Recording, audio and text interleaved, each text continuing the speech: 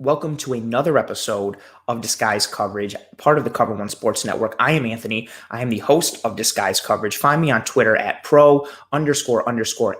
That's pro, 2 underscores, ANT. Give me a follow on Twitter and or the deed to your house, bags of gold, or signing a blood oath pledging your undying fidelity to me. Please rate and review and subscribe to Disguise Coverage on whatever platform you are viewing or listening to this podcast on, including YouTube, Apple Podcasts, Spotify, Facebook.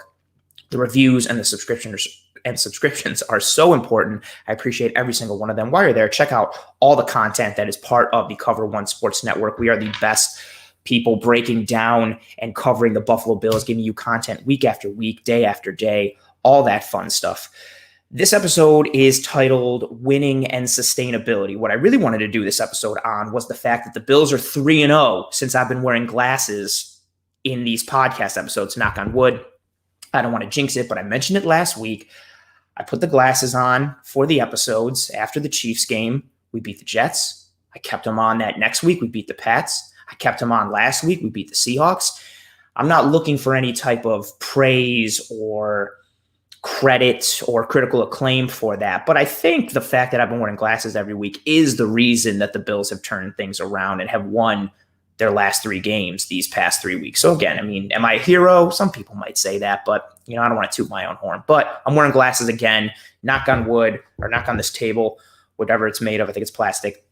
Hopefully that streak continues this week. Hopefully the Bills get another win. And in this episode, winning and sustainability, the topic of winning and sustainability and the idea for this episode came to me a little bit in between the Pats and the Seahawks game. We saw the Bills come off of 2 difficult losses to the Tennessee Titans and the Kansas City Chiefs. The Titans and the Chiefs are both viewed as teams that we wanted to see what the Bills looked like going up against. They were both measuring stick kind of games. How would we hold up against the 2 finalists in the AFC last year? Both teams were playing good. How would the Bills measure up against teams that other fans or pundits or analysts thought were good teams? The Bills had come off of wins against Miami and the Jets and the Raiders, but nobody was viewing those games as like, oh boy, great wins. So we wanted to see what the Bills looked like against Tennessee and Kansas City. And the Bills lost both of those games, and they didn't look good in those games. I think the loss was a bit overblown in some areas, but the Bills,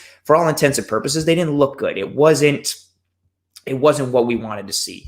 Shout out to Vito, wear glasses, kick asses. I like that a lot. That's fantastic. I appreciate you, and I might start using that in some form or fashion. You're awesome, Vito. You just became the star of the show. I greatly appreciate you.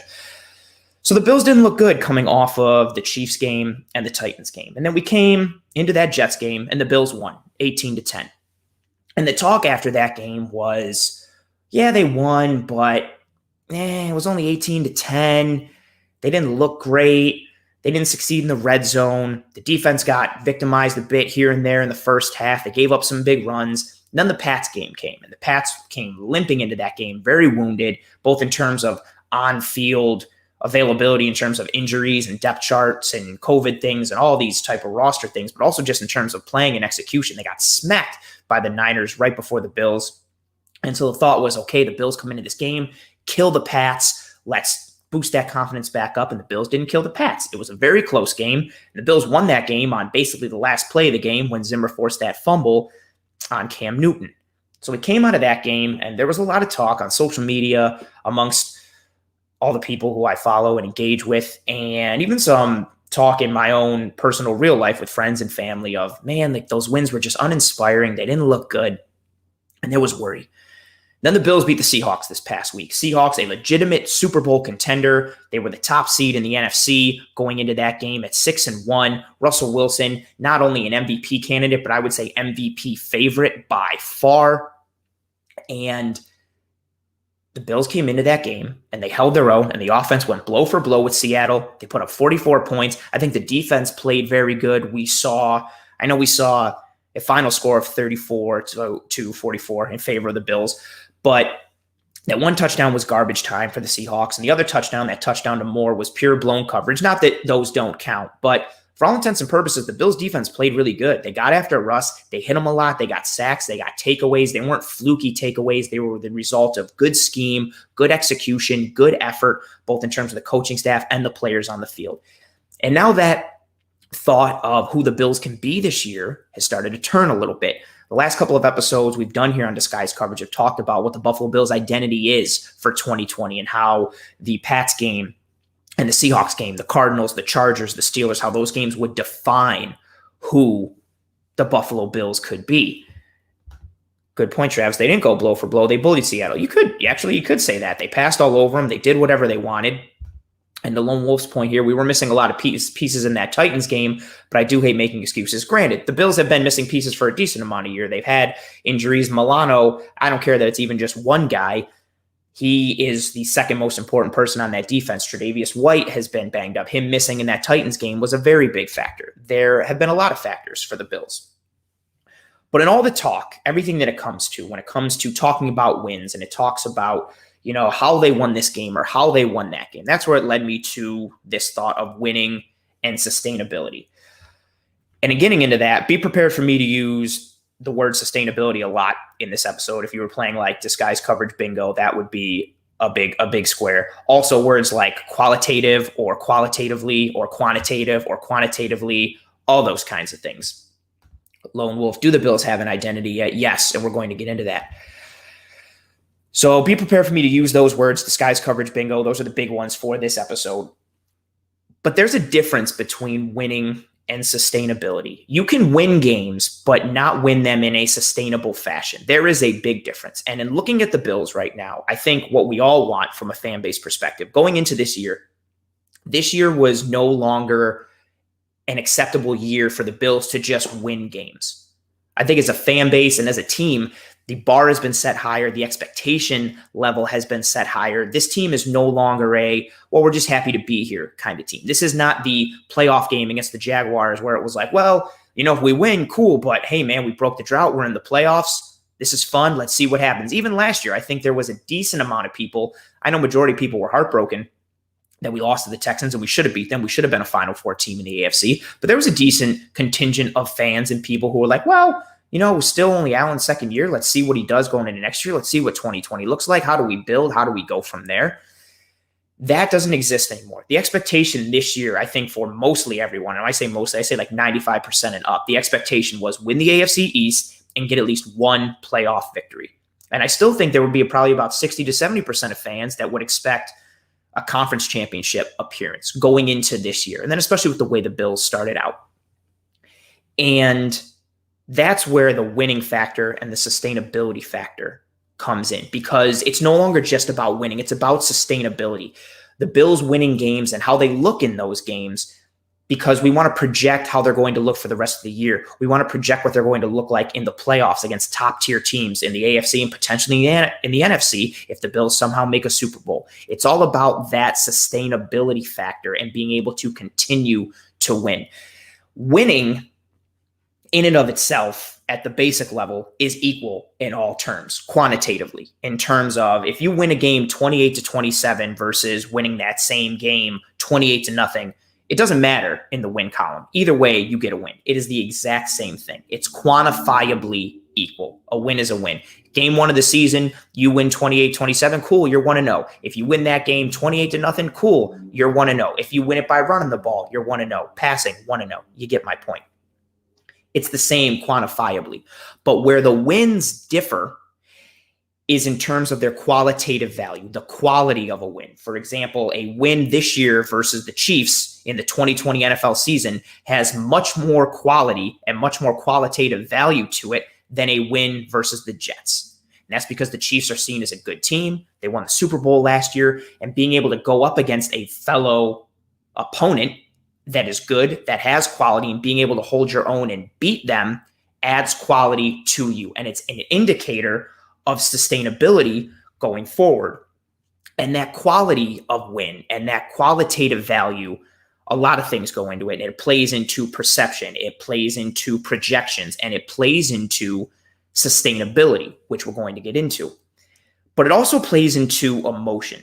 And that's something that I don't want to discount, but I think can cloud people's judgment at times, because the quality value of a victory can get mixed with emotion. Sometimes it's just a basic level feeling, or it's just a base level emotion. Like, I hate team A. I want team A to lose to the Bills. The Bills need to beat team A just because I hate team A. You see a lot of that in college football. Rivalries are huge. Rivalry week is massive. That's how you can have, Auburn can have a year where maybe they don't even go to a bowl game, but if they beat Alabama, that's a good year. Same thing for Michigan and Ohio State in their rivalry. You get those type of quality wins here and there because each game is different based on the quality of opponent, and sometimes it's tied to emotion. Sometimes it's emotion along with a bit of practicality. The best example I have for this is the Miami Dolphins-Bills rivalry in the 90s, especially in the early and mid-90s and the Super Bowl years. You had a team that you hated. Marino, hated him because he was a rival of Kelly. Don Shula, hated him, hated the city of Miami and its sun and its beaches, versus the Buffalo. It was cold and it was snowy. Again, Kelly and Marino, you had the emotion of all those years in the 70s and 80s of always losing to Miami and always getting beaten by Miami.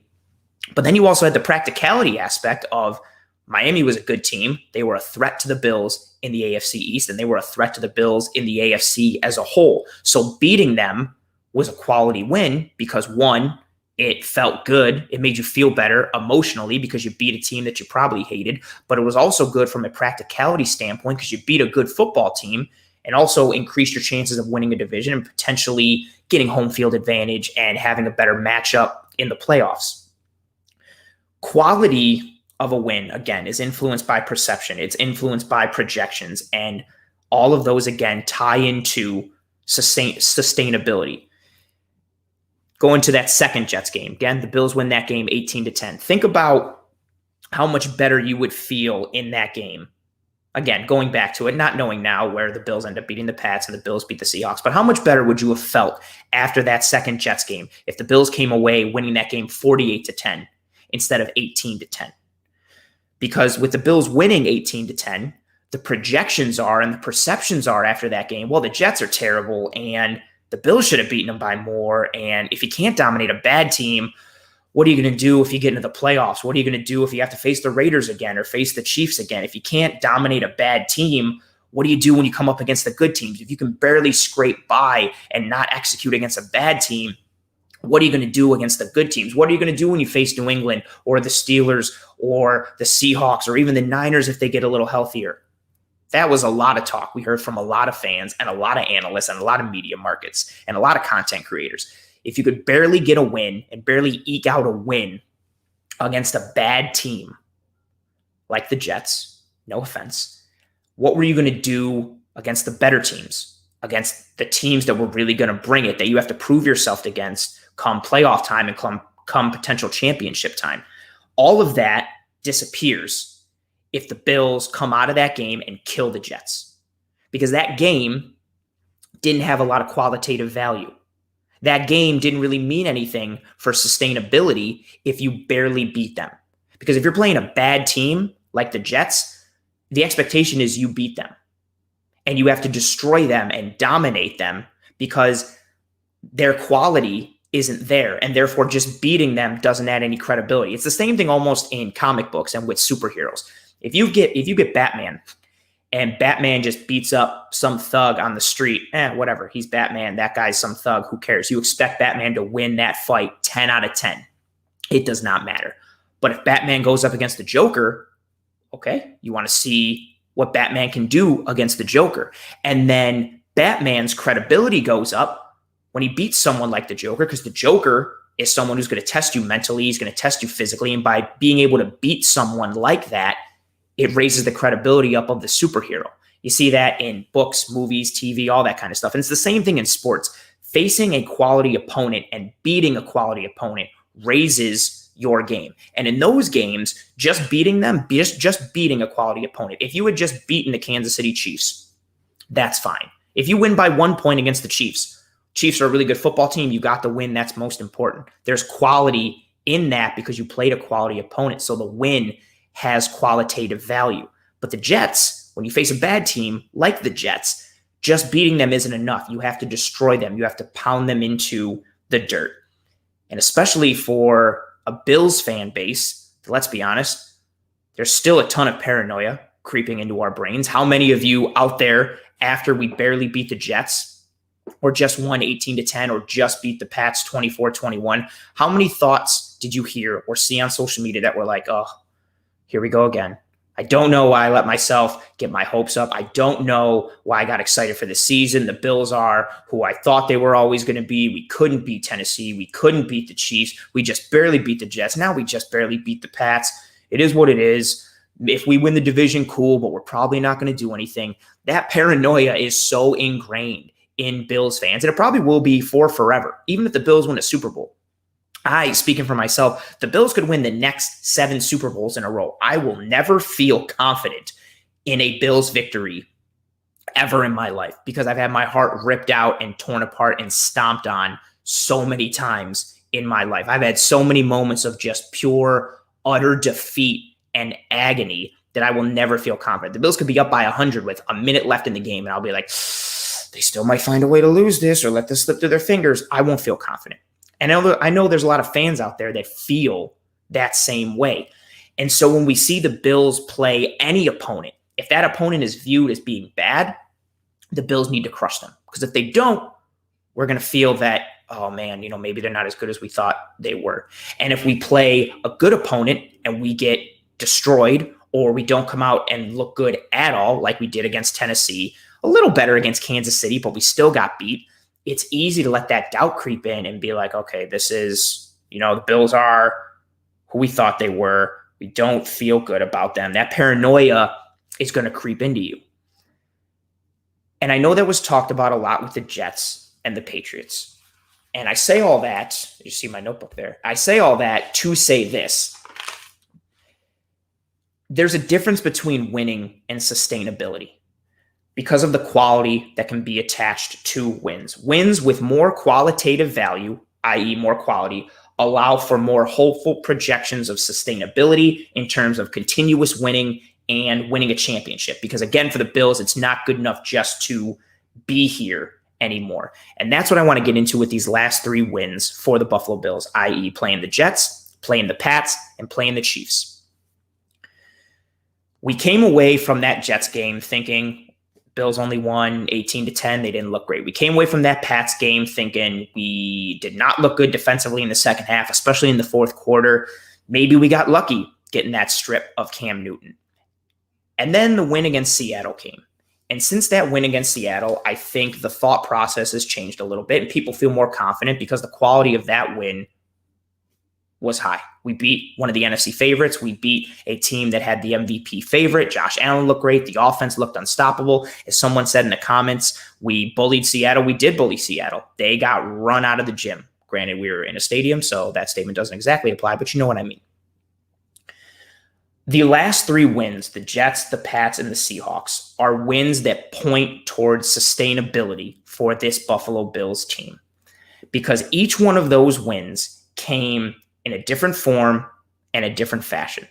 As the season is going to progress, as we will continue to see, the Bills are going to play a variety of opponents. They're going to play a variety of teams that have different styles, different game plans. They're going to play in different elements. They're going to play with potential different people on the roster. Maybe there's injuries. Maybe there's another COVID scare.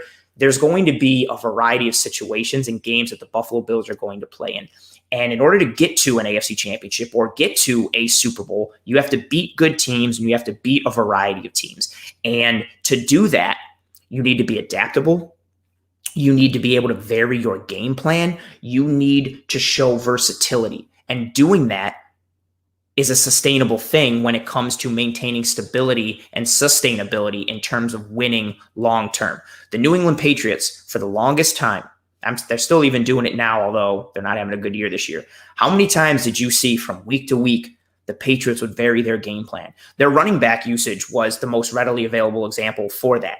One week, it would be James White. The next week, it might be Rex Burkhead. Going back through all their other years, you would just get running backs who would come out of nowhere and just absolutely dominate because this running back fit this style that the Pats wanted to use for this one game to get the win. Fantasy football users would talk about it all the time.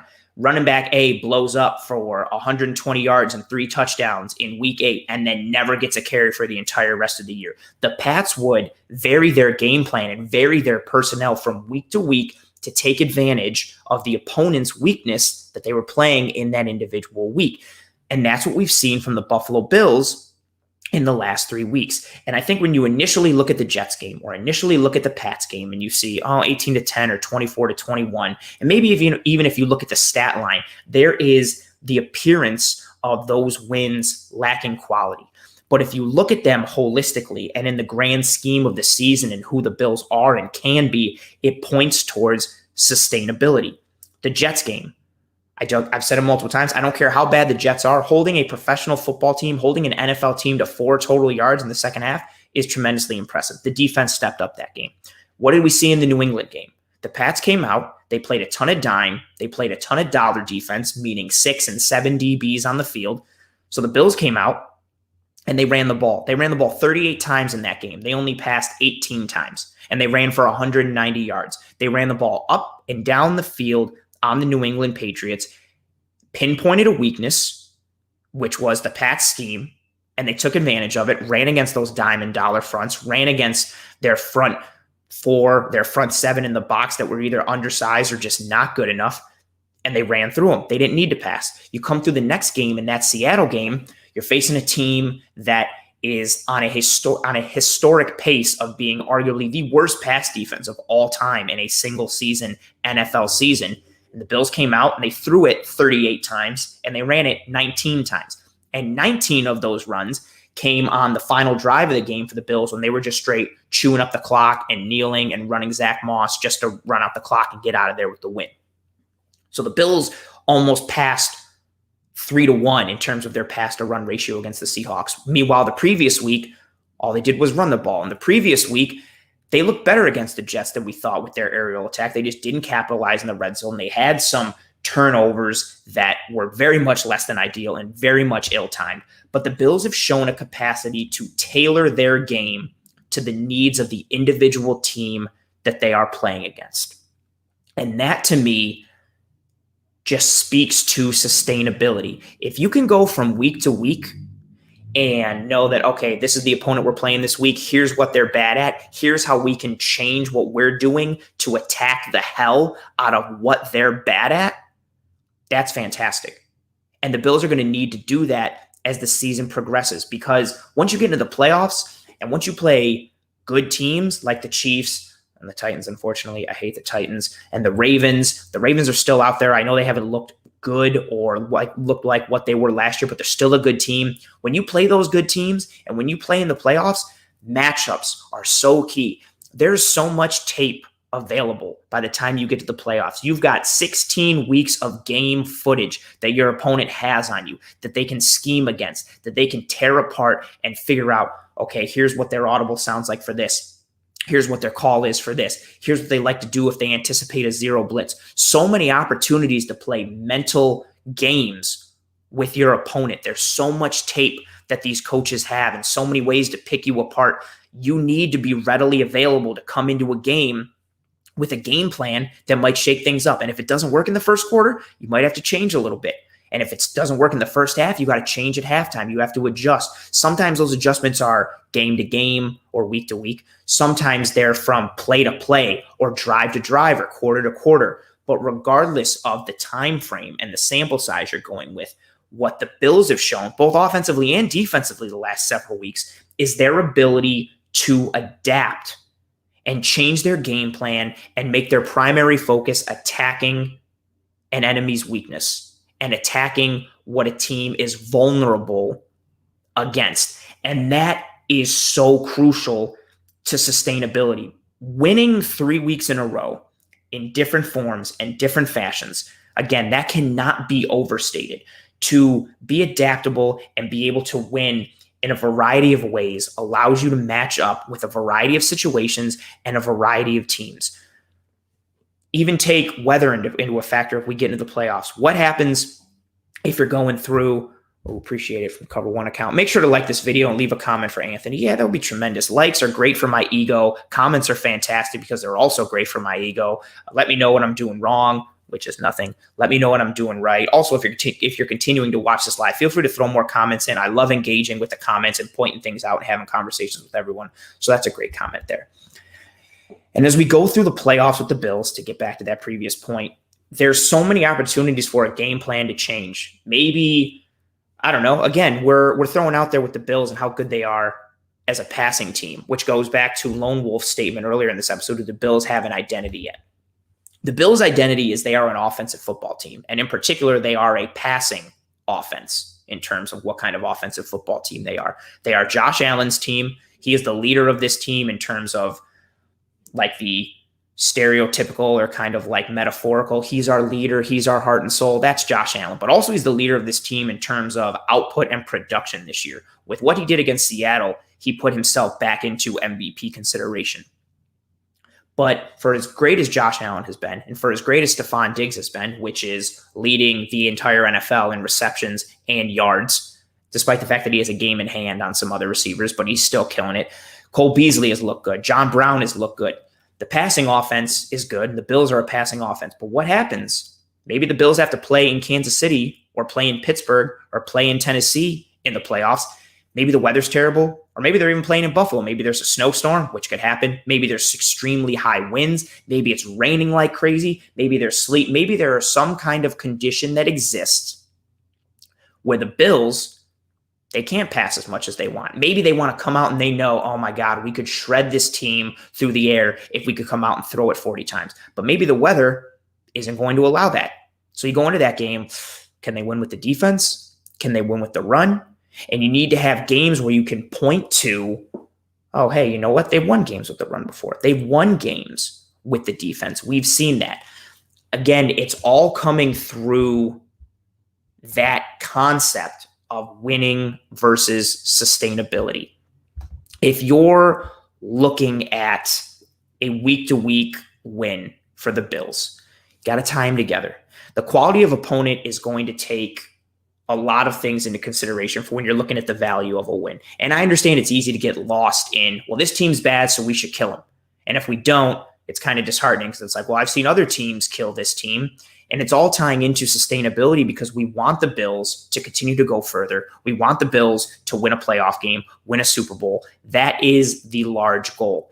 And the more the Bills win against good teams, and the more the Bills put in good performances, that sustainability factor will be there, and we'll start to see that. And that's the bigger goal. I know I just want one Super Bowl before I die. That's what I would like. And I would like that sooner rather than later. But the real goal and the larger picture goal for the Bills and for any team in any sport, except for maybe like the Marlins in baseball, the goal is to win, but also continue to win, to have year after year potential opportunities to prosper, year after year, continual high chances to win every game, year after year, high chances to win your division or win a playoff game or be a championship contender. And that's not always realistic. Again, if you're taking the odds of one team winning a championship every year versus the entire field, I'm going to take the field. Even just going into this year, I know how good the Chiefs are, but if I had to bet, who do you think is going to win the Super Bowl? The Chiefs or one of the other 31 teams in the NFL? I'm going to take one of the 31 other teams in the NFL just because the probability is much higher. But the goal is to year after year be in that conversation. You want to continue to build. You want to continue to do things that allow you to be in every single game that you have. And I know the fan base got down a little bit, again, after that Jets game, after the Pats. They were definitely down after the Titans game, definitely down after the Chiefs game. But if you put everything into consideration, the Bills have shown that what they're doing this year is sustainable because of their adjustments, because of their ability to stay fluid and be able to adapt on a week-to-week, quarter-to-quarter basis and tailor their offensive and defensive game plans in order to continue to win. And John, I see your comment here. Hey, live in Miami. The Marlins did make the playoffs. They did make the playoffs. What I was more referring to is the Marlins' history of, hey, we had a good year where we won a World Series. Let's tear it down and trade everyone away and then be terrible again for like 10 to 15 years. And then have another year where, hey, we won a World Series or did good and then tear it down and ship everyone out again. That's more what I was referring to. But yeah, they did. They did make the playoffs this year, and they beat the Cubs. Shout out to them. That's what we're looking for with the Bills. Year after year, sustainability. And there's a difference in that versus just simply winning a game. And that's also kind of good to feel that as a fan base, that we're past the point of just being like, I'm happy that the Bills beat the Jets. Oh, I'm happy that they just beat the Pats. That's all I wanted. I don't care. It's good that we're at the point now where we're like, you know what? No, winning just isn't enough. It's now looking into those wins and adding context to each one of those wins, because numbers can lie. And as much as it is the most important thing, and it is the most important thing to just get the win, it is infinitely more important to just come away with the win every single week. But the context of a win can tell you how often that team can win going further down the road. If I tell you I'm undefeated in one-on-one basketball games and I'm 1,000-0, and you're like, oh, that's impressive. But then if I tell you I only play fifth graders, then it's not really impressive, because numbers can lie. Context can tell a story. And looking at that, oh, well, is Anthony going to be able to sustain those wins in one-on-one basketball? Yeah, I guess if he continues to play fifth graders, but probably not. I want to go to some comments because I saw a lot of things come through. Michael here, I was leery of sustainability when Allen stopped passing in Game 5. Later, I learned that his shoulder harness, I'm guessing you're saying changed his ability to throw properly. That's a good point. We saw this spoken about on multiple times across several broadcasting platforms. Matt Hasselbeck talked about it on ESPN. That harness was limiting several things for Allen. And I don't want to make an excuse or just completely buy into it and just be like, well, that's why he had a down game against Tennessee. That's why he had a down game against the Chiefs. It was because of the shoulder. But it did limit his mobility and his ability to throw properly. I'm going to take a drink. Oh, sorry for that. It did limit his ability. And I think we've seen over these last several weeks as he's continued to get healthier, much like Tremaine Edmonds, as he's gotten healthier, Allen's game week to week has gotten more sustainable. This week is going to be very interesting to see with the Cardinals for Josh Allen, because the Cardinals defense is very leaky. They give up a lot of yards and a lot of points, but they still have talent there. But they're banged up. Budda Baker might not play. Even the game last week against Miami, three of their top four corners were all out. They were playing with their fifth and sixth string corners against Miami. They're banged up at the linebacking core, banged up on the defensive line, but they've still got some talent there.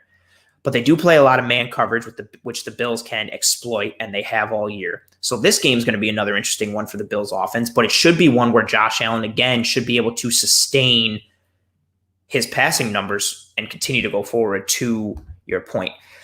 T. Dobbs, going full-on run for the Patriots game nearly cost them, but it sure messed with Seattle's game plan. I don't know if it nearly cost them against the Pats, because the run was successful. The offense was successful. The defense just started to get real leaky towards the end, and they couldn't stop the QB powers. They couldn't stop Damian Harris. But to your point, it might have messed with Seattle's game plan. I mean, I still don't know how Pete Carroll came into the Bills game thinking that they were going to run the ball more than they did. I know that he said that they were surprised how much the Bills passed it against them. But oof. Dustin Lines, identity is overrated. The Bills can beat you at your weakness, or at least that's what they are honing in on being able to do. I don't think identity is necessarily overrated, but I completely agree with the entire second half of your point here. The Bills being able to beat you at your weakness, hone in on that weakness, hone in on it, target it, focus it, and beat you at that is fantastic. And that's what you need to do going forward. How many times have we seen successful teams, i.e., I'm going to keep going to that, the Patriots, pinpoint what you are worst at and then create a game plan, what you are worse at, grammar check, and then pinpoint that, stay on it, and keep staying on it, and keep staying on it. It's almost like if you go into a match and some guy's got a bad knee and you just work the knee and work the knee and work the knee. You smell blood in the water, you see it, you keep going after it and take advantage of it. And if the Bills can continue to do that as we go through the rest of the year, it bodes well. And that sustainability piece is because we've seen them do that multiple times throughout the year. So you can project going forward that they will continue to be able to do that against a variety of teams that they play against. And shout out to the Buff Hub saying, I know this attractive man. Thank you so much. I appreciate you calling me attractive. That's so nice. Thank you so much. Dustin, again, if Allen was in fact hurt and not 100%, I feel better about how they played and game plan. That's fair. You got to take that into account. I do think Allen was hurt. When he went down against the Raiders, I held my breath for a decent amount of time. I thought it looked worse than I guess it ended up being. But anytime you get caught, we've seen it happen to Aaron Rodgers. We've seen it happen to a variety of quarterbacks. Anytime you get hit in the, not even in the middle, towards like the back end of your throwing motion, you're completely vulnerable when you follow through. And he got hit and lifted up and driven down. My first thought was kind of like what happened to Sam Darnold and other things that I've seen like with Aaron Rodgers. I was like AC joint injury or a shoulder separation. And you can tell that he was laboring a little bit, but he came through. He's gotten healthier and he's looked better. I think what's also helped is that the teams Allen has played, again, have started to be not as good. I think it's a little bit easier to take advantage of the Patriots secondary with the COVID opt-outs and injuries that they've had, combined with the struggles of the offense. And the Seahawks defense, as we have talked about in this episode and as everyone and their mother has talked about, is historically bad against the pass. So maybe it's a bit of coincidence that he's gotten better these last several weeks. It could be because he's healthier, or it could also be a product of that, plus the fact that the defenses he's played have not been good. Justin Hutton, going back on that Paranoia comment that I made earlier, years of mediocrity have us always bracing for the turn. Example, after the bye week when Fitzmagic fell apart, this team feels different. You know what's funny about that is an example that I had when it came to sustainability was the 2011 Buffalo Bills. They went to 4-1 that year after beating the Michael Vick Eagles in Buffalo. Andy Reid was head coach. Michael Vick had 4 interceptions that game, and 3 of them were just the flukiest, most random type of interceptions. He went to throw a screen pass. Alex Carrington batted into the air. Then it got intercepted. Throws another interception where it gets batted, hits off a lineman's helmet, falls into someone else's hands. The one in the end by Nick Barnett, I think it's Deshaun Jackson, catches it. Reggie Corner somehow rips it out, and then it hits off Deshaun Jackson's foot and gets kicked up into the air, and Nick Barnett picks it off. It was just a crazy amount of fluky interceptions, much like the amount of fluky turnovers the Bills had against the Pats when they won that game in Buffalo against the Pats. And I remember talking to my brother after that game, and he was like, oh man, the Bills are 4-1. We just picked off Vic 4 times. The Bills look great. And I remember not feeling good about it because I didn't think the way that the Bills were playing defense and playing football as a whole was sustainable. That game, Fitz had like 193 passing yards. They didn't really take advantage of all the turnovers. They had another defensive touchdown. It was the 3rd game in the row in which they'd scored a defensive touchdown. They were getting takeaways at an astronomically high, unsustainable rate. And eventually you have to come back down to earth in some example and in some rate. And the Bills did. They finished that year 6-10. And it's funny that you mentioned that year because that was one of the premier examples that came into my brain of sustainability. There's a difference between winning, and that year shows it. There's a difference between winning and sustainability. That year, the Bills were winning. They were 4-1. But what they were doing was not sustainable. What they're doing this year is sustainable. Question for Dustin. Oh, we are a legit team. The question is how legit? Playoff win legit, deep playoff run legit. I think the Bills are Final Four in the AFC legit. Predicting past that, I got to see who they match up against and who they play. As of right now, I don't fear anybody in the AFC other than the Chiefs. That doesn't mean I think the Bills can easily handle the Titans or the Ravens or the Steelers, but I think everybody in the AFC, actually including the Chiefs, everybody is beatable. The Chiefs are the scariest because they have Mahomes, because of the offensive weaponry they have, and also because of all the teams that are favored in the AFC. The Chiefs have the best balance of offense and defense. Their defense with Chris Jones and Tyrann Mathieu, 2 elite players who make plays and make that team better, combined with what they do on offense, you almost have to be perfect on offense to match what the Chiefs are going to do. But their defense is good enough to mess you up a bit. So the Chiefs scare me the most, but I think the Bills are legit. After that Seahawks win, and after the Bills have shown their sustainability over the last 3 weeks and throughout the whole season, and their ability to be able to hone on a weakness, target your weakness, exploit it, take advantage, and get wins in a variety of fashions while still maintaining their own game plan and working in things to mentally tax you in addition to physically executing, I don't see how you can see the Bills as not being legit. I think right now they're a Final Four team in the AFC. Granted, I thought they should have been a Final Four team last year, and they should have been if not for that ridiculous Texans game. But I think they're a Final Four team. And depending on how the matchups break down, I think they could be an AFC championship contender. And if that's the point, I don't care what happens from then on. Get the win any way you can. Just get me into the dance, and I'll take it from there. I don't care. Question from the Buff Hub. Does Zach Moss eventually make Singletary expendable? This is a tough question for me because I think most running backs are expendable. I don't believe in giving running backs big contracts. As much as I love Alvin Kamara and my fantasy team loves Alvin Kamara, I don't believe in giving running backs big contracts after their rookie deal, no matter really who they are. I think you can plug and play a lot of round 2 through 4 running backs and sustain your offense and sustain success. I think Singletary offers a bit of a different game than Zach Moss. And I don't think Moss's play makes Singletary expendable right now. I will say Moss has looked good, but I think what we've seen from Moss so far, I don't think I'm ready to crown him as a lead back, 3-down type of guy. Plus, I really like Singletary's shiftiness. His route running has expanded this year. He's gotten so much better in that area. I don't think I'm ready to say that Moss has made Singletary expendable. Ooh. Question here from John. Is it a fair question to ask in the Bills are still 2 to 3 guys short in a bar fight? KC's speed is scary, but Pitt, Baltimore, Tennessee seem nastier. Hope I'm wrong. That's a very interesting point. I think with the addition of Diggs and the addition of Feliciano, I think they have more bar fight in them. And that's a really good way to put it. I think they've got enough toughness. I think they've got enough good point there for Justin KCP. That is very funny.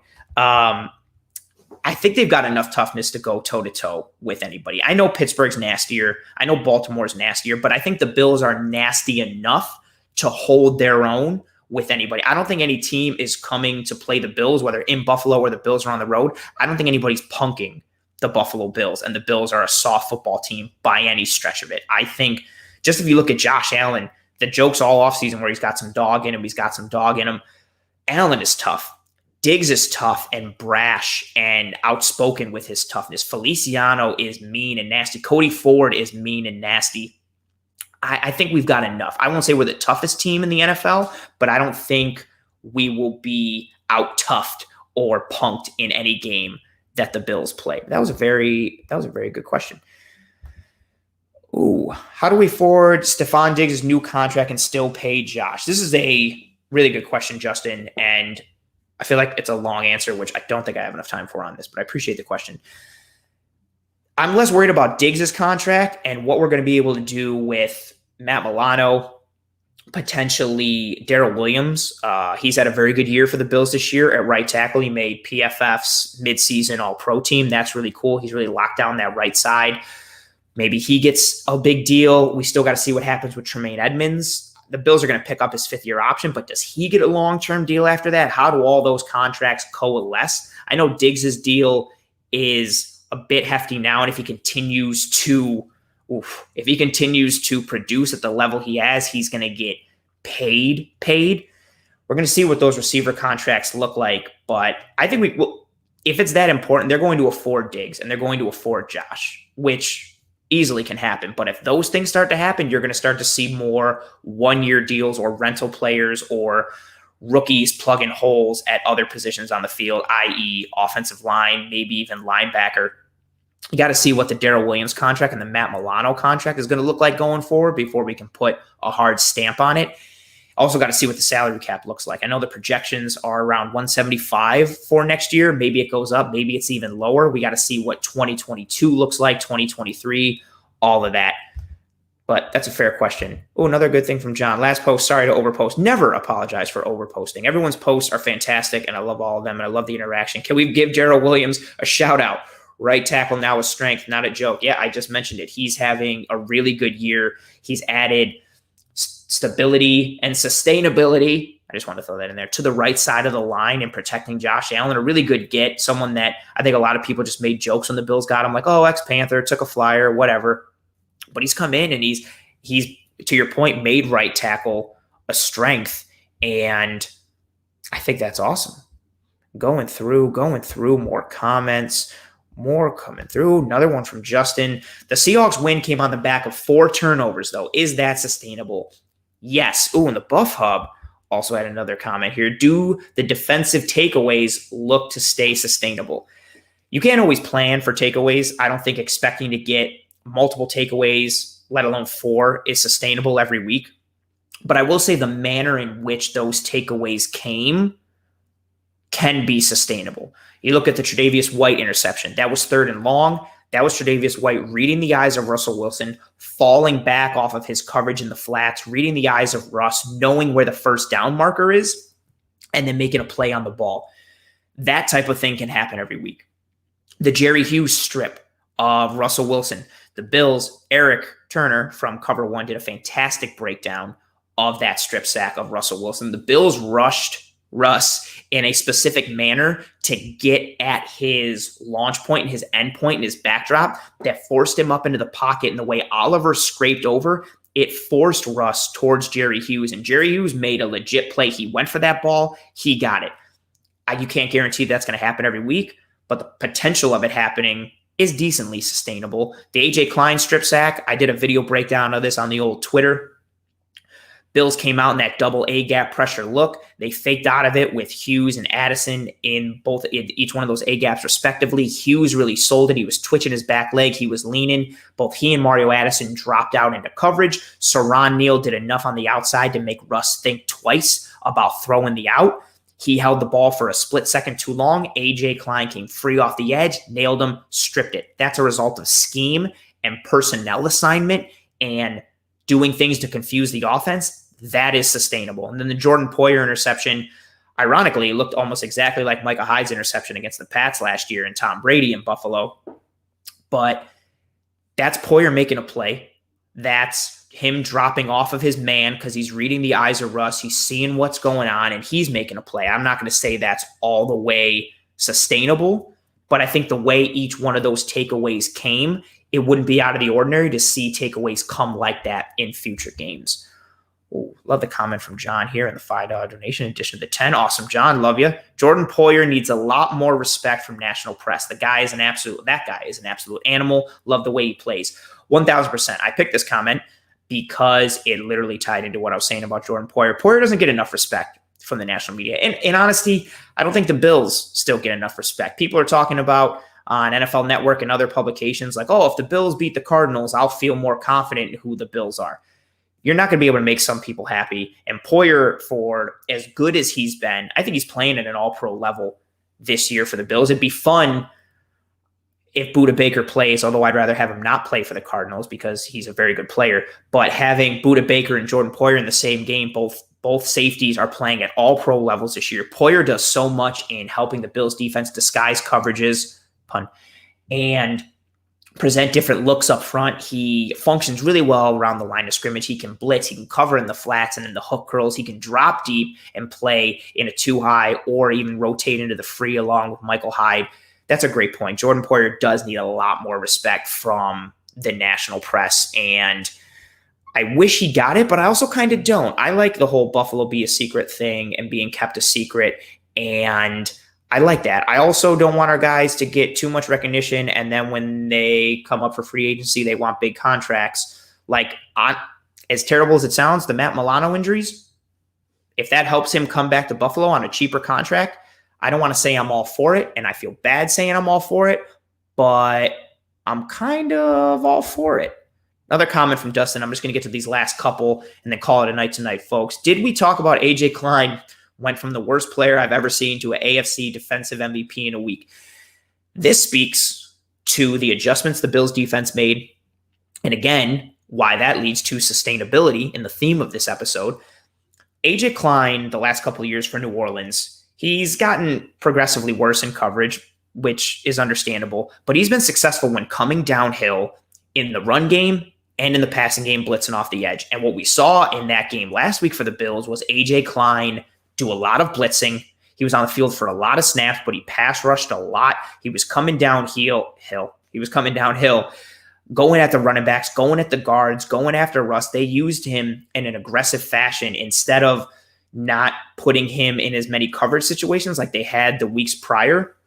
So it's cool to see what he did last week. I still think he is going to struggle a bit in coverage, but if the Bills can use him more to his strengths, which is purely coming downhill as much as humanly possible, I think that bodes well to continue to see better performances from A.J. Klein. Ooh, good comment from Jason. Poyer better than Jamal Adams. You know, it's funny, looking at their numbers and looking at their play, that's not a ridiculous statement to make. And it's funny considering how many people talk about Adams as the best safety in the NFL and how much money he wants, but Poyer is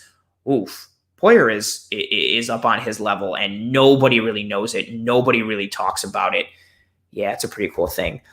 T. Dobbs, that was a good old 1970s, 1980s sack. I'm surprised Klein didn't get a rushing the passer penalty. Yeah, I am too. I really thought as soon as I saw it, I was like, oh, he hit him with his helmet. That's going to be a penalty. And especially knowing that it's Russ and he's one of the faces of the league and an MVP favorite, I was immediately like, I don't feel confident in that. I expected the flag. No flag came, but it was beautiful. He came screaming off the edge and just lit him up, took the ball. It was fantastic. One more. T. Dobbs. I heard that Klein sack on a refresh loop, and I watched it 6 times in a row. You should watch it 6 times in a row. Everybody should watch it even more. It was fantastic. Whew. That was a lot of good questions. That was a lot of good banter. I appreciate everything from everyone. This is going to bring us to the conclusion of this episode. Hence the toodles, you guys. Toodles is my fun, super imaginative, creative way of saying goodbye. I want to thank everybody for tuning into this episode. As I always do, I want to thank everyone who's listening later on whatever podcasting platform or anything that they're listening or watching or viewing this on. Thank you for the listen, the download, the support, any of those types of things. I want to thank anyone and everyone who engaged with me in the comments here on the live stream. John, T. Dobbs, Ron Beck, Dustin. I apologize for anybody if I missed your names, for throwing out good comments. Lone Wolf. I apologize to anyone who I missed, but the engagement is super awesome, and I love having that. It's what makes the live streams even better than just doing audio-only episodes. Thank you thank you, John. I appreciate you, Anthony. Nice job. Thank you, John. I appreciate your contributions in the many forms that you contributed. Thank you so much. I am Anthony, host of Disguise Coverage. If you're on the Twitter, give me a follow on the Twitter. Again, my handle is pro__ant, pro 2 ANT. Find Disguise Coverage on Apple Podcasts, Spotify, YouTube, the Facebook, any and every podcast streaming platform that you find podcasts, you can find Disguise Coverage. Please rate and review and subscribe to Disguise Coverage. Give me a follow on the old Twitter. I hope you and your family and friends and loved ones stay safe and are doing anything and everything you can to continue to prosper in this horrible year that has been 2020. Wear a mask, stay safe, go Bills. I will see you next week.